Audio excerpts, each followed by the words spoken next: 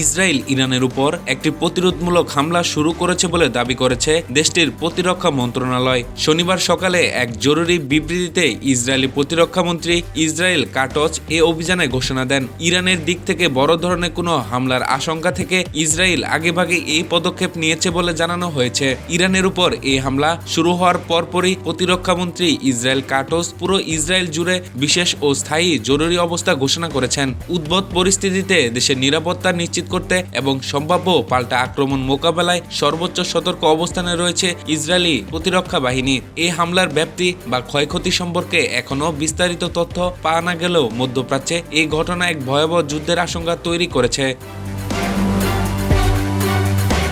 ইরানের রাজধানী তেহরানের কেন্দ্রস্থলে 3টি বিস্ফোরণের শব্দ শোনা গেছে বলে দেশটির গণমাধ্যম জানিয়েছে। দেশটির বার্তা সংস্থা ফার্স নিউজ এজেন্সি তারা এমন প্রতিবেদন পেয়েছে যে রাজধানী রিপাবলিক এলাকায় একাধিক ক্ষেপণাস্ত্র আঘাত হেনেছে। এর আগে ইসরায়েল ইরানে প্রতিরোধমূলক হামলা শুরু করেছে বলে দাবি করেছে দেশটির প্রতিরক্ষা মন্ত্রণালয়। শনিবার সকালে এক জরুরি বিবৃতিতে ইসরায়েলি প্রতিরক্ষামন্ত্রী ইসরায়েল কাটজ এ দাবি দেন। ইরানের উপর এই হামলা শুরু হওয়ার পরপরই প্রতিরক্ষামন্ত্রী ইসরায়েল কাটজ পুরো ইসরায়েল জুড়ে বিশেষ ও স্থায়ী জরুরি অবস্থা ঘোষণা করেছেন। উদ্ভট পরিস্থিতিতে দেশের নিরাপত্তা নিশ্চিত করতে এবং সম্ভাব্য পাল্টা আক্রমণ মোকাবেলায় সর্বোচ্চ সতর্ক অবস্থানে রয়েছে ইসরায়েলি প্রতিরক্ষা বাহিনী।